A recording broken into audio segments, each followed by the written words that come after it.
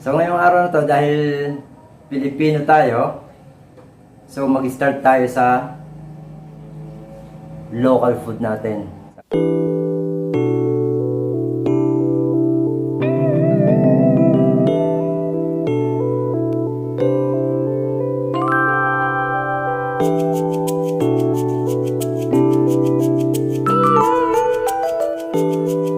Hello, magandang tanghali po sa inyong lahat. Sa mga kapwa ko po magsasaka at sa mga kapwa ko po may hilig. Mga may hilig pong magluto at kumain. So ngayon pong araw na to, pupunta na po tayo sa panibagong chapter po ng ating vlog. Katulad na naipangako ko po sa inyo, yung cooking vlog. Umpisan po natin today kasi December na ngayon. So katulad na naipangako ko sa inyo, December natin na umpisan. Malapit na yung Pasko. 1 week na lang, Pasko na. So start na natin yung cooking vlog natin. So ngayong araw na to, dahil Pilipino tayo, so mag-start tayo sa local food natin. At dahil Batanggenyo po ako, so mag-uumpisa po tayo sa lutong Batangas. At isa sa mga sikat na pagkain namin dito yung Loming Batangas po. So lulutuan ko kayo ngayon ng Loming Batangas, special Loming Batangas overload. Overload, malalaman nyo kung bakit overload mamaya. So papakita ko sa inyo kung paano ko siya lutuin, paano ko siya bigyan ng setup. So yan, papakita ko sa inyo kung ano-ano ang ating ingredients na gagamitin sa ating pagluluto. So of course, hindi mawawala sa atin ang bawang, sibuyas para sa paggigisa. Then gigisahin natin ay itong karning baboy, yung laman loob ng baboy, at saka natin siya lalagyan ng sabaw. Ito yung kaldo. Ito yung kaldo, ang tinatawag na kaldo, ito yung pinagpakuluan ng itong laman loob ng baboy. So yan yung magsisilbing pampalasa na sabaw para sa ating magiging lomi. So ito naman yung mike. Ito yung gagamitin nating noodles para sa ating lomi. So meron din tayong mga ilalagay sa ibabaw. Ito po ang kung bakit ito tinawag na Lomi overload. Ito meron tayong kikiam, meron tayong chicken nuggets, meron tayong lumpiang Shanghai, meron tayong chicharong baboy, meron tayong boiled egg, at meron tayong fried garlic. So, ito pong lahat na ito, yan po ay mapapapunta sa toppings natin mamaya. So, ito namang itlog na to, ito ay gagamitin nating pampalapot together with cassava flour. So, yan, mag-start tayong maggisa. Painit tayo ng kawali. Tapos, lalagyan natin ng mantika. Kitang-kita nyo naman, homemade talaga ang magiging lomi natin. Kahit sa mantikang palengke ang ating gagamitin. Sa bote pa lang, galing siya sa palengke. Napaka-natural po ng ating gagawin pagluluto ngayong araw na to. Para i-check natin kung mainit na, pwede natin i-ganyan yung kamay natin. Yun, nararamdaman kong mainit na siya. Pwede na tayo maggisa ng bawang.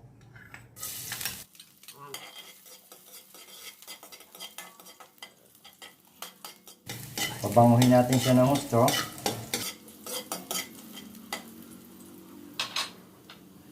Then itong sibuyas.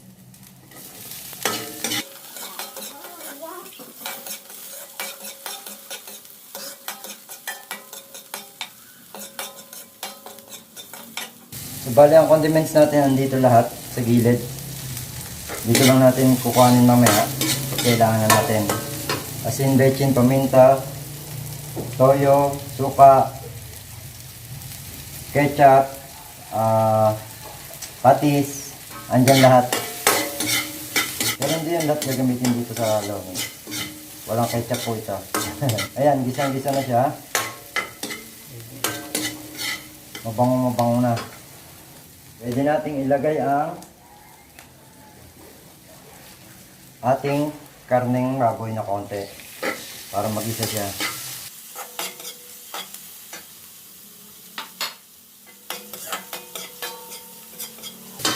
Lagyan natin ng konting pampalasa, konting asin,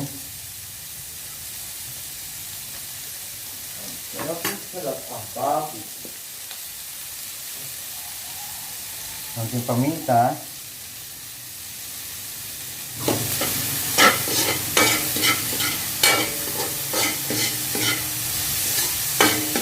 babangunin natin yung karneng baboy.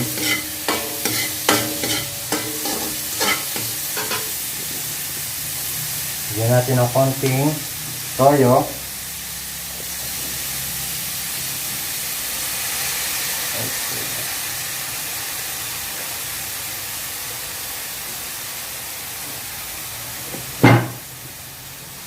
Konting patis. Konting-konti lang.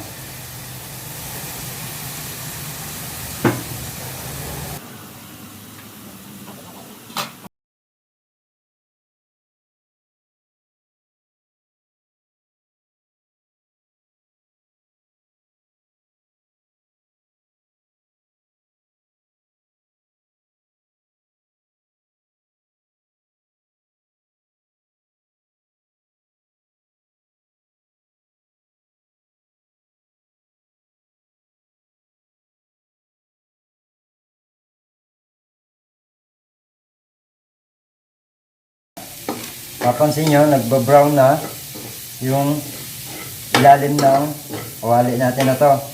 So, lagyan na natin siya ng sabaw. Ito yung kaldo na pinagpakuluan ng baboy.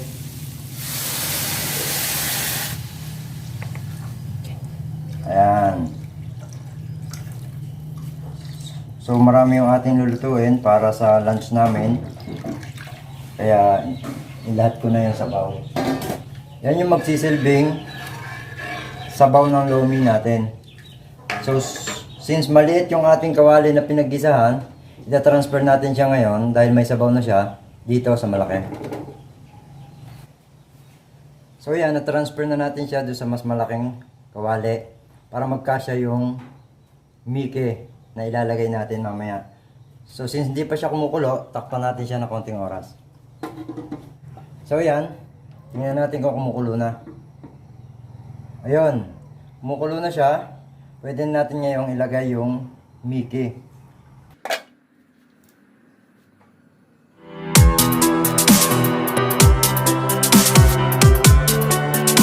Yan yung ating miki.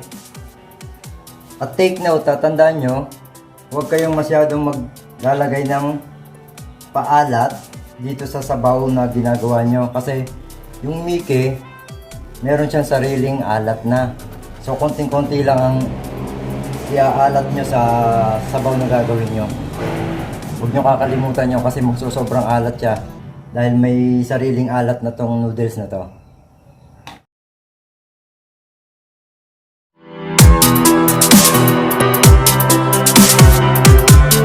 Nagluto na yung miki natin. Kumulo na siya. So, pwede natin ilagay ang ating pampalapot. Yun yung cassava flour or cornstarch, pwede rin. At saka itlog.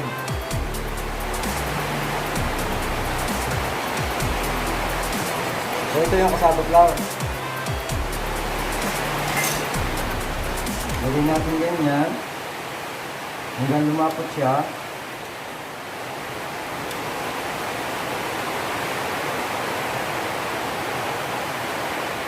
Papansin nyo, ano, bigla nagbago yung sauce niya, yung sabaw niya. Medyo nag-sticky na agad. Medyo malapot na siya. Ayan.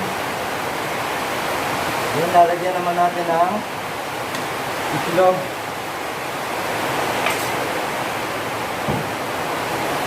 Ang itlog, dagdag linamnam at saka dagdag lapot na rin.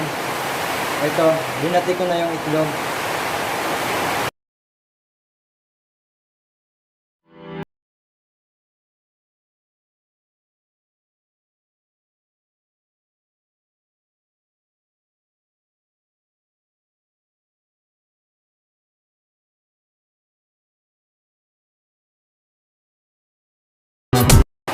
Luto na po ang ating lomi.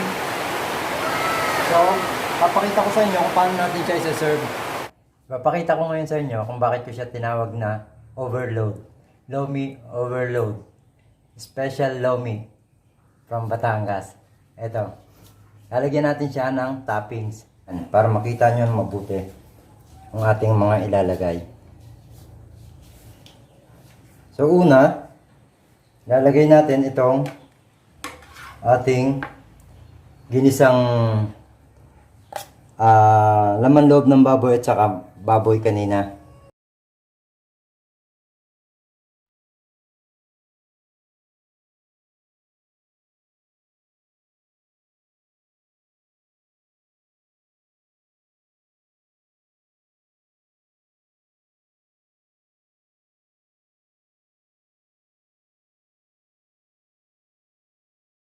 Natin ilagay itong chicken nuggets.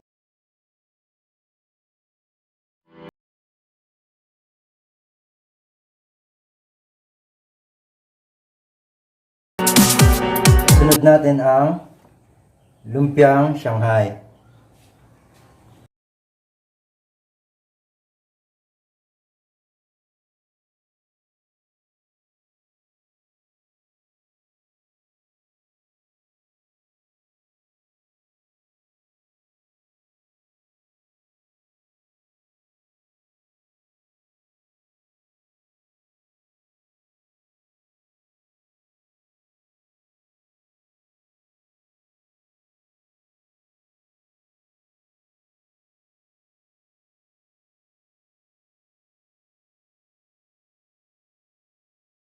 Ngayon natin ang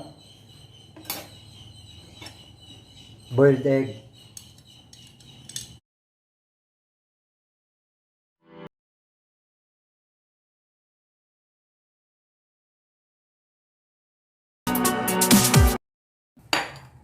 So ngayon, ilalagay din natin ang chicharong baboy. So dudurugin natin yung konti.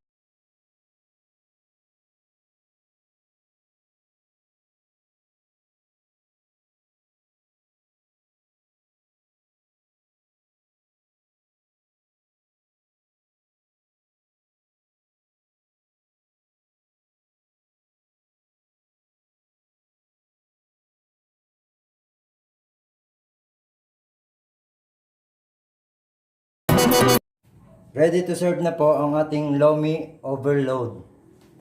Nakita nyo po? Yan, siguro makita-kita nyo. Overloaded talaga sila. Oh, yan, napakasarap ng aming magiging lunch for today. At ito po, isa-serve natin siya with, of course, fried garlic.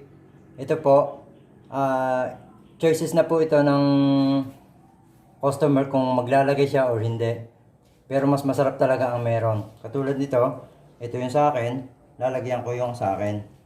Ayan. Yung dalawa kong anak, hindi ko pa alam kung gusto nila. O, bahala na sila. Ito yung sa akin. Then, itong toyo with ito pong original na siling labuyo. Yan, napakaliit niya, pero napakaanghang. Yan po. Ito po ay tanim ng ibon. Bali, makikita mo lang siya sa pakalat-kalat lang dyan sa likod ng bahay. Nagsisibol siya ng kusa. At ito naman, kalamansi syempre. Ihahalo natin sa toyo ang kalamansi. So, toyo at kalamansi with fried garlic. Yan po ang serving ng ating lomi overload. Ito na po siya. Kain na tayo. Let's take our lunch. Mga kids, halika na, kain na tayo. So, napakita ko sa inyo ngayong araw na to kung paano lutuin ang version ko ng Special Loming Batangas Overload. Ito siya. So, hindi ka, kain na tayo. Maraming salamat po sa mga subscriber ko at saka sa mga followers ko. Maraming po salamat sa wala pong sawa niyo pagtangkilik sa aking mga videos. Sana po huwag kayong magsawa. Marami pa po akong mga alam na lutuin na ipapakita sa inyo sa mga susunod pong araw. Nag-start po tayo sa local food kasi Pilipino tayo. So, pakita ko muna sa inyo yung mga local food na masarap kainin nating mga Pinoy. At sa mga susunod pang araw, sa susunod na buwan, siguro papakita ko sa inyo yung mga international food na niluluto ko. Asian, Western food, Chinese food, iba't iba, marami po. Basta, syempre, galing ako Middle East, Arabic food. Ipapakita ko rin sa inyo yan lahat. So, abangan nyo lang po. Maraming po salamat. Hanggang dito na lang po muna. Bye-bye po muna. Bye-bye. Kain tayo. Ito, excited na ako. Mukhang lasa na ito. Wow. Tapos may maanghang na sili. Grabe.